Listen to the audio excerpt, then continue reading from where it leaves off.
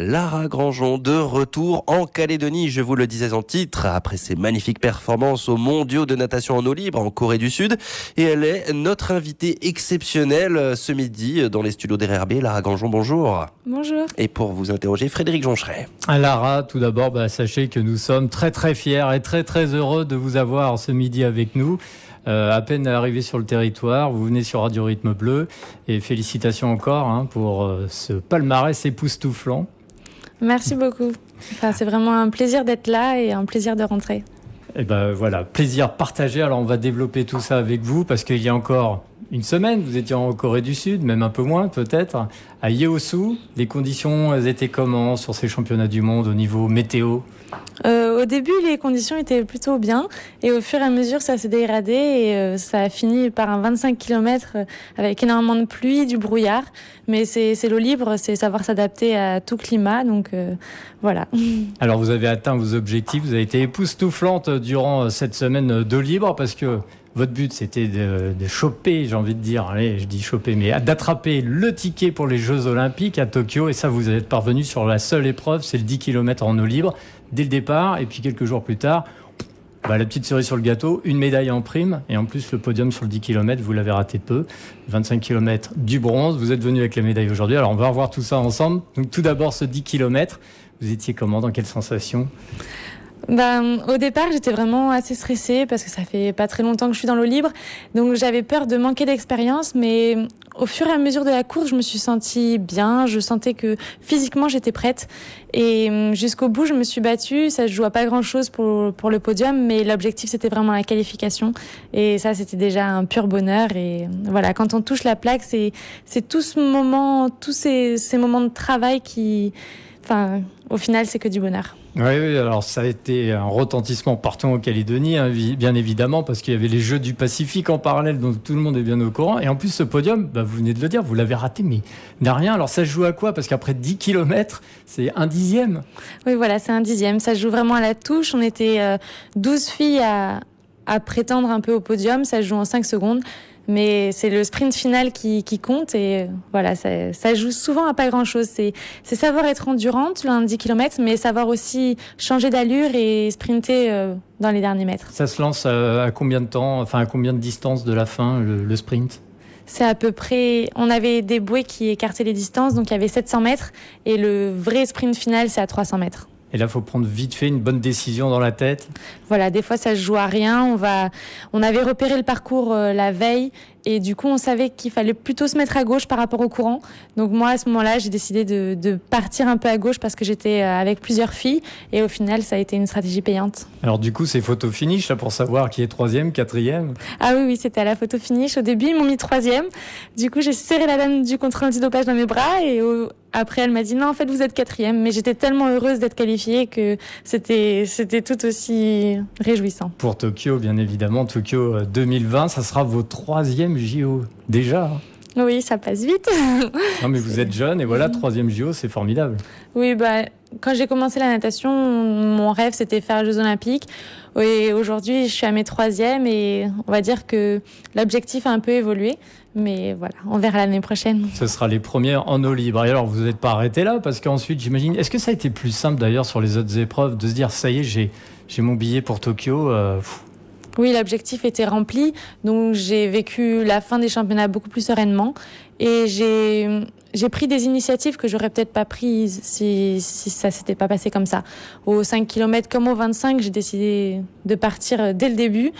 Et aux 25 km, et de partir dès le début. Et du coup, voilà, j'ai pris des initiatives et je me suis fait confiance. Et c'est quelque chose que j'avais pas encore fait jusque-là. Entre le 10 et le 25, il y avait le 5. Le 5, là, du coup, c'était quoi pour vous ? Plus de l'échauffement, de l'entraînement ?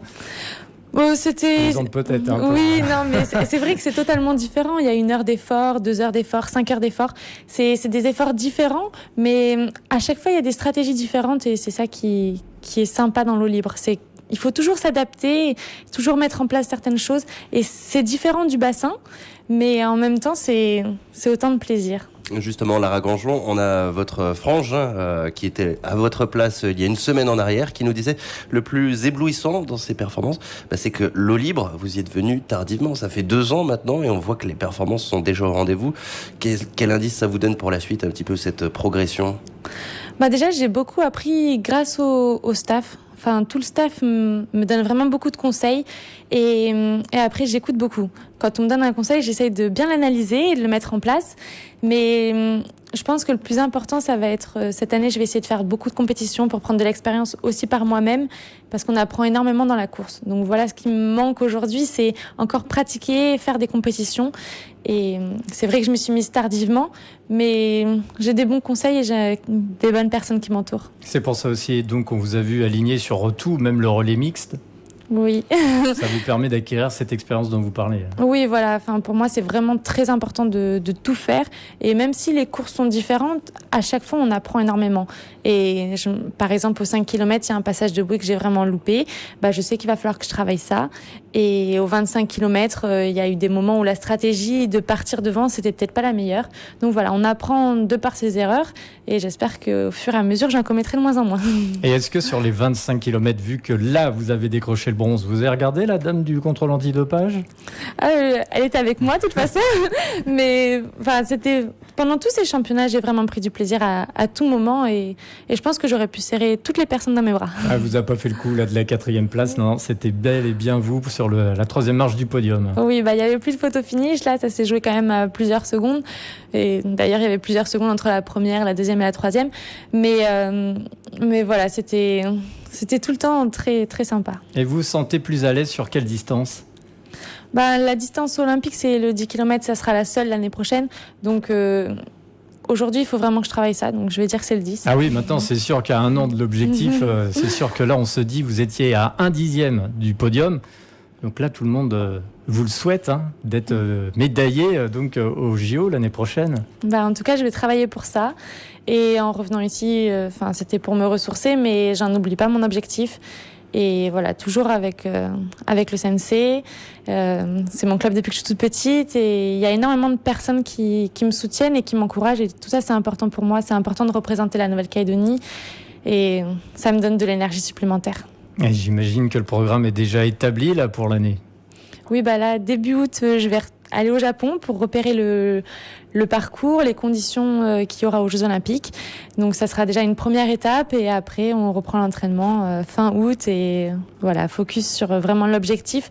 Donc il y aura moins de compétitions que ce que j'ai pu faire en bassin parce que l'objectif maintenant c'est faire des Coupes du Monde en eau libre et voilà, avoir vraiment être focus sur le 10 km. Puis on sait que vous avez un sacré chaperon, Philippe Lucas, votre entraîneur. J'imagine qu'avec lui, non, c'est plus Philippe Lucas, vous avez changé. Pour le moment, c'est encore Philippe. D'accord. Après, l'année prochaine, l'objectif, c'est vraiment faire de nombreuses compétitions. Donc, il faudra vraiment prendre de l'expérience. Philippe est vraiment très tourné sur le bassin aussi. Donc, voilà, on va réfléchir. Mais chacun aura donc voilà. sa copie. Voilà, il faut prendre le meilleur pour être performante l'année prochaine et voilà. Et le Japon, c'est pas très loin, donc attendez-vous à avoir pas mal de supporters calédoniens, je pense, derrière vous, et vraiment présents au bord du bassin. Avec grand plaisir. Du bassin, du plan d'eau, tout court. Lara Grandjean, merci beaucoup d'être venue dans nos studios, donc pour témoigner de cette formidable expérience sud-coréenne qui vous a vu donc décrocher votre ticket pour Tokyo 2020 sur la seule épreuve olympique, le 10 km en eau libre, et donc cette superbe médaille de bronze sur le 25 km en eau libre.